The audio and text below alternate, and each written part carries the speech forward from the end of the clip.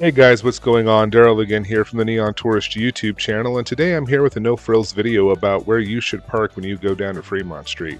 Now, if you're looking at this video, my guess is you're either planning a trip to Fremont Street or you're actively on your way there, so I wanted to get you this information as quickly as possible.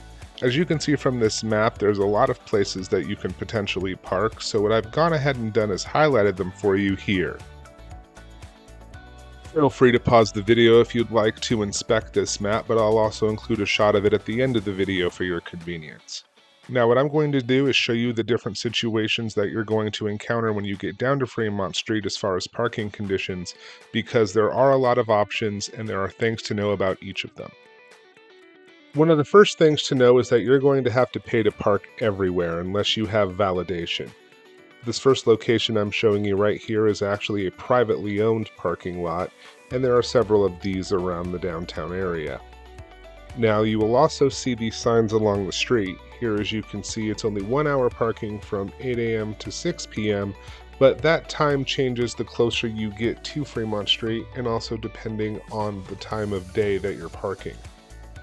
As you can see here, you get a 4-hour time limit in this spot if you have a disability plate, and farther down here there's a 10-hour time limit between 8 a.m. and 6 p.m. and these spots are pay to park. Now if you notice, there are not individual meters at each parking space, and instead they have these pay to park stations where you put in your license plate information via an app, and then you can pay either through the app or by using your credit card. So as you see here, you can pay by phone, 2 ways to pay. They have a touch-free option. You can also insert your card, as I said here. And as you can see, the screens aren't the easiest to read on here, and it does accept coins if you absolutely need to use coins, but a lot of times those coin slots are jammed or just don't work. This is actually right next to one of the many parking lots that they have, which is a City of Las Vegas parking lot. This is the Llama parking lot, and if you see the pricing here, $1 per hour, $5 daily max, or you can park here for 1 month for $30. The farther you are away from Fremont Street, the cheaper those are. The closer you get, those prices go up. As you see here, this is another City of Las Vegas parking lot, but the daily max here is $15 rather than $5 like we saw in the Llama lot. Now as you get closer to the Fremont Street Experience, you have this giant Fremont Street Experience parking structure. This is actually the official parking structure for the Fremont Street Experience. As you can see, when we got here, the daily max rate was $25, or it was $5 an hour, and the first 15 minutes were free. And right across the street from the Fremont Experience parking garage was the Carson public parking lot with $3 per hour and a max daily rate of $13. However, these outside lots do not have security like the Fremont Street Experience parking garage.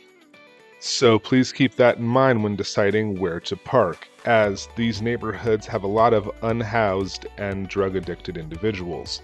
Now this yellow building here is Neonopolis, and while they do have parking, the prices aren't posted, so I'm not sure what they are. You also have larger parking structures like the Garage Mahal here at the Circa, and a lot of the casinos do have parking garages as well. As you see, Main Street Station here has always had this large free parking sign, and in small print underneath it you see it says with validation. Most of the resorts on Fremont Street do offer free parking with validation. And then coming over here, this is the Binion's parking structure, and across the street is the Downtown Grand. Now the Downtown Grand does have the option for you to email them to get a monthly parking rate, but again here, as you see, they do charge for parking hourly, there is a daily max, and you can get that waived with validation. So, to recap, the farther away that you park from the Fremont Street Experience, which is indicated by that green section there on the map, the cheaper the parking gets. In fact, if you see that purple section that is the farthest to the right on the screen and near the bottom, that is the Llama lot that we saw earlier. And the closer you get to that green section, the more expensive the parking becomes. Also remember that the outdoor parking lots do not have as much security as the official parking structure for the Fremont Street experience or the resort hotels themselves, so please keep that in mind when deciding where you want to leave your vehicle, especially if you're going at night and especially if you're going to be away from your vehicle for several hours. As stated previously, the downtown area has a lot of issues with unhoused individuals and drug users, and they like to break into vehicles to steal valuables. Although any of the resort properties and the official Fremont Street Experience parking garage do have signs that state that they are not responsible for lost or stolen property, having security cameras can be enough of a deterrent to keep somebody from shattering your window to steal all of your valuables from inside your vehicle. Also, you need to consider distance to Fremont Street, especially if you're traveling during the summer when the temperatures can reach well above 105 degrees during the day, and long walks can be very taxing and cause people to pass out from heat exhaustion if you're not prepared for it. And that should hopefully be enough information to get you where you need to go if you're wondering where to park on Fremont Street. If you found this video helpful, please do us a favor by liking this video, subscribing to our channel, and hitting that notification bell so you can be notified of any of our future uploads. And until next time, this has been Daryl from the Neon Tourist YouTube channel. Safe travels.